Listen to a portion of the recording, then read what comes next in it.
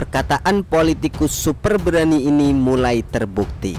Pemilu makin dekat, sekitar 10 bulan lagi, tepatnya bulan Februari 2024. Kalau menurut saya PDI Perjuangan sudah bergerak lebih cepat dari mereka yang duluan declare. Gitu loh. Kalau kemudian belum dideklarasikan saja, nilai surveinya Ganjar cuma selisih 1, dengan Prabowo yang sudah deklarasi sekian lama sebagai calon presiden dari Gerindra. Halo, ya.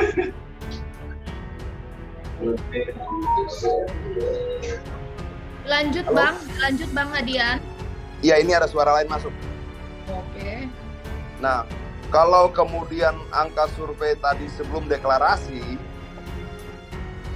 sementara Prabowo sudah deklarasi sekian lama sebagai calon presiden dari Gerindra, ya tentu sebuah perbandingan yang tidak apple to apple ya.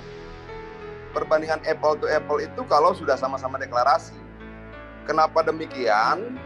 Dari apa yang terjadi pada Anies, dia sempat naik saat deklarasi. Tadinya dia di bawah, lalu dia sempat naik pada deklarasi. Artinya deklarasi ini sangat signifikan untuk kemudian mendongkrak elektabilitasnya, keterpilihannya. Jadi kalau mau dibuat apple to apple adalah seluruh capres setelah dia deklarasi. Dan kalau dari trennya, saya percaya bahwa setelah deklarasi, disurvei, maka Prabowo akan jauh di bawah Ganjar. Seperti itu, Mbak. Berbagai diskusi dan perdebatan yang berkaitan dengan politik sudah mulai terdengar. Salah satu debat panas yang terjadi adalah antara Adian Apitupulu dan Andre Rosiade. Politikus PDIP Adian Apitupulu menyebut Ketua Umum Partai Gerindra Prabowo Subianto bukan lawan seimbang Capres PDIP Ganjar Pranowo. Benarkah apa yang disampaikan Adian? Pernyataan itu dilontarkan Adian Apitupulu saat berdebat dengan politikus Partai Gerindra Andre Rosiade.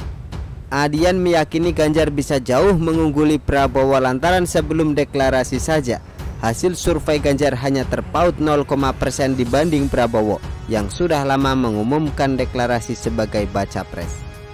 PDI Perjuangan resmi mengusung Ganjar Pranowo sebagai calon presiden 2024. Pengumuman Ganjar Capres dilakukan tepat 1 hari menjelang Lebaran hari Jumat tanggal 21 April 2023.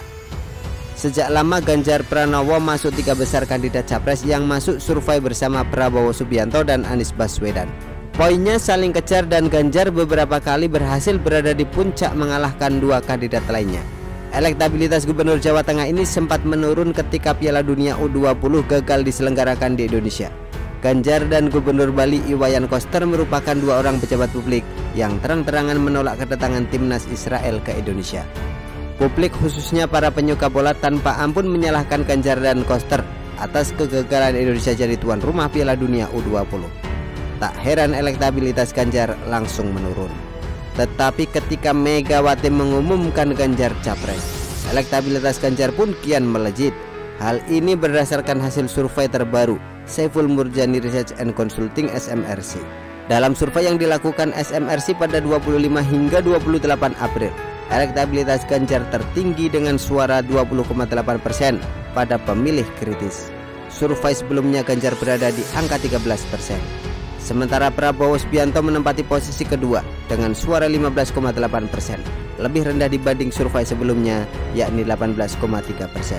Kemudian di posisi ketiga ada Anies Baswedan dengan dukungan 11,4%, mengalami kenaikan dari survei sebelumnya 10,7%.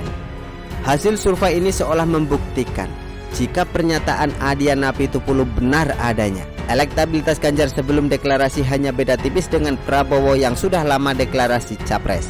Sehingga ketika Ganjar resmi ditetapkan jadi Capres oleh PDI Perjuangan, elektabilitas Ganjar langsung melejit dan menyedot elektabilitas Anies Baswedan dan Prabowo Subianto.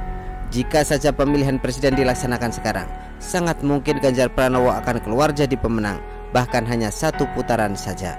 Perkataan Adian memang terkesan super berani karena seolah merendahkan Prabowo, tapi pernyataannya ternyata berdasarkan analisis yang akurat dan bisa terbukti nyata di kemudian hari. Begitulah kura-kura. Artikel diambil dari syukur.com, ditulis oleh Adin. Bagaimana menurut Anda?